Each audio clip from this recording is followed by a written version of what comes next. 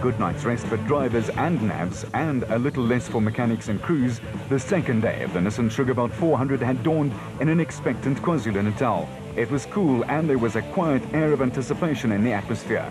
Teams were doing the last few settings and fans were out early to come and give moral support ahead of a long day.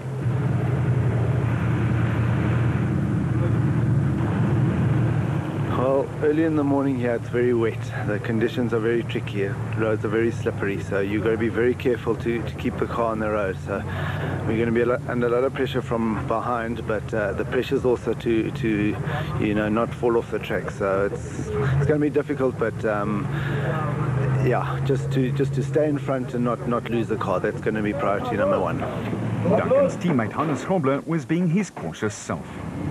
Yeah, we had a good night's rest, and yeah, this is a tough event. It's not easy on the driver and the cars, and it's very slippery early in the morning. You know, I just hope there's not going to be too much dust. If there's dust, I hope there's going to be some wind.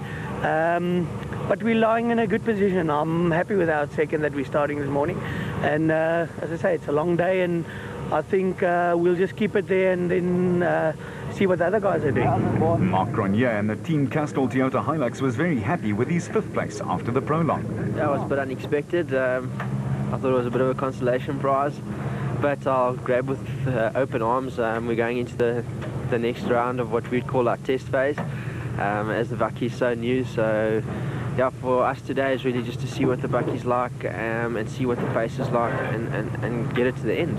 For Bevan Bertelt and the other Toyota SP class car, things could not have been better mechanically. It was a beautiful car to drive. Toyota built an unbelievable truck, and I'm sure once we get the testing under control, we'll be there. You know, it's just we've got to go through a few teething problems. We found a piece of Teflon in the power steering tube, so we had no power steering yesterday. So hopefully today we're starting about 22nd, and we'll get through the guys. Maybe get to about 6th if we can, because the pace in front is massive. So we don't expect to get to the front, but to get some points it could be good and bring it home, you know. The racing would be hot, but it was cold out there. For Motorright's Brandon Harkis, the prologue spells aggression.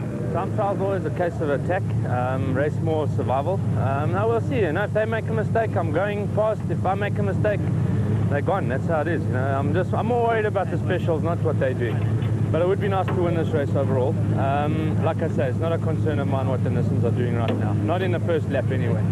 You know, after 200 kilometers, everybody can relook at the whole situation and see where everybody lies. But the most important thing for me today is a finish, and hopefully a finish in front if everything goes well. Another former national champion. Everything pretty and was happy with proceedings. We're happy with where we're starting. Strategy, first 2 laps. See what it looks like. Next 2 laps, go quicker, win our class and see how we can do overall. Car feels good.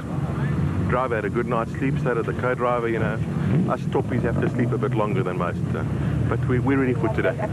Battershill was hoping to make up some lost time. Yeah, we unfortunately missed the first race. We couldn't get the vehicle ready, so this is our first time out. We haven't had a good deal of time to prepare, but we have put a new motor, LS1 V8 5.7 litre motor, and a new automatic transmission. We're the only guys running a semi-auto as far as I know, so it'll be interesting to see how we fare against the manuals. In the prologue, there was a rude awakening for Hutchison and Bergman as they ploughed through the sugarcane. There was a belly-up bat, dead as a dodo. Yeah, it's always very bad to roll a car, and especially we had a bad roll, but luckily nothing happened to us. We were all fine, and the service crew and Gary and Dennis worked very hard to fix the car again, but as you can see, the car is in neat condition this morning, and we're going to chase those oaks, definitely. And chase they would all do. Foss and Pitchford, who was in car when Alfie Cox won last year's national title, ready to do battle on the 2 loops. The west loop of 87 k's and the east route over 112 kilometers, which they tackled first.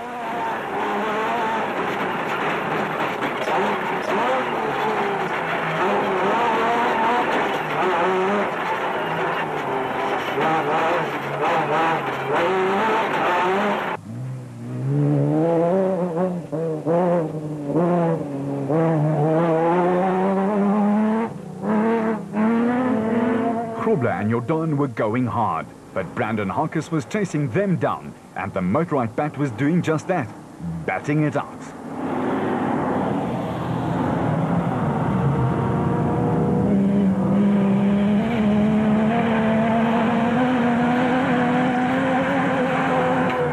Cronje and Birken had made up 15 seconds on Hutchison and Bergman in their Hilux, and they were looking for a way past. While Battershill and his wingman Reg Sutton were only 10 seconds further back at the start. Colin Matthews and Alistair Stubbs in their Century Properties bat were going well and kept the big-name teams in their crosshairs.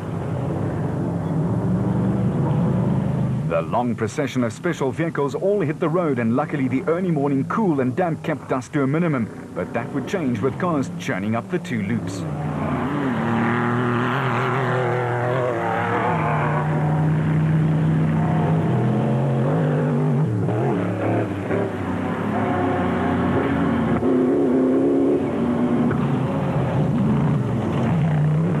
Neil Woolridge, driving better than what he did on the time trial day, was setting the pace at the front with sterling work from Nav Kenny Scholthammer.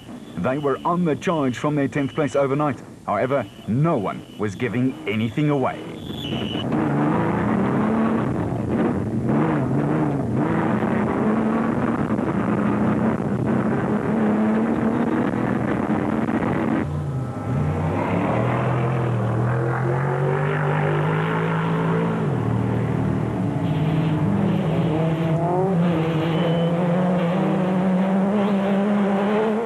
Teammate Manfred Schroeder was under pressure from some of the space frame cars, but was in no mood to let anyone by without a big fight. The Weichholts were up from 20th and flying along. But sometimes the drivers had to curb their enthusiasm, or was that hitting the curb?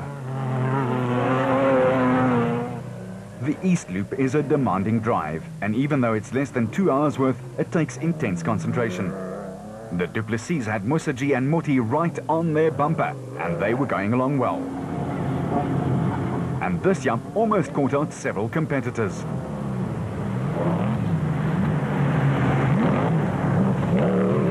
On reflection, Duncan Foss realized that a smooth drive over the opening lap would be beneficial to his championship chances, and that's exactly what he did.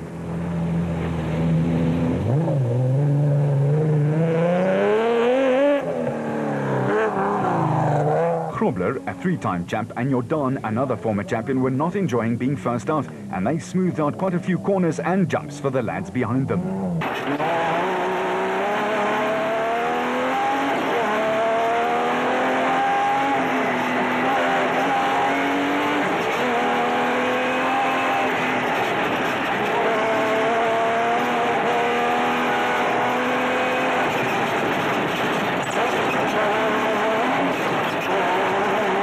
As always, Grobler very impressive. For Cronje and Birken, whose odometer went bang early on, it was all to come to an abrupt end.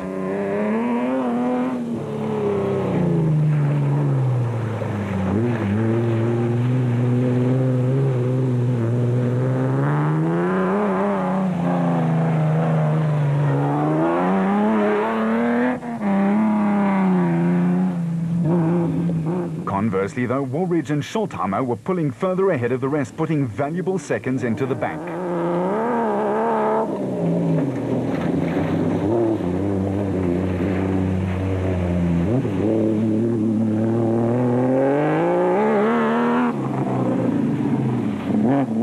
Hutchison and Bergman were the fastest out there in class and third overall, only 2 minutes slower than the production class car at the front. The diminutive Evan is a man with a big heart.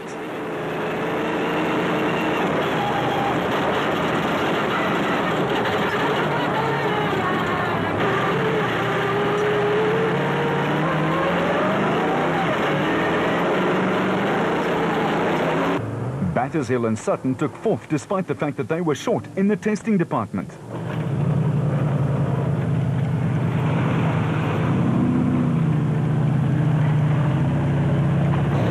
While Matthews and Erasmus were limping along, Clint Gibson and Michael Brown were pushing the big Chevy engine in the Bat Special 1 as hard as they could, and it responded well.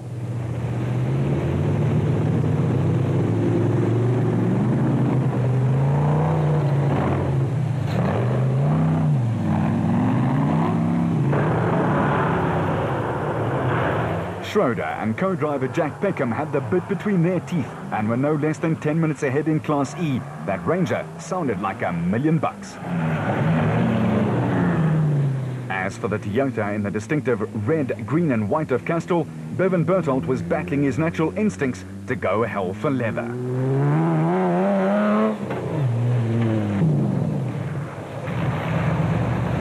Nardis Alberts and Colin Hunter were up into the top 10 with a sterling drive in their bat after nailing down the 8th fastest time in the prologue too.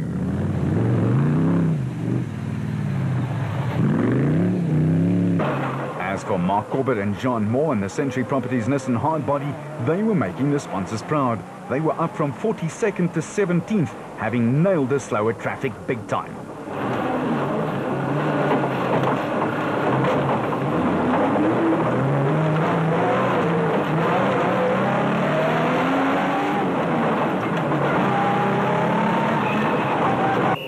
At the finish of the first loop, Voss was back home first, and he was leading Woolridge and Scholthammer by 3.5 minutes.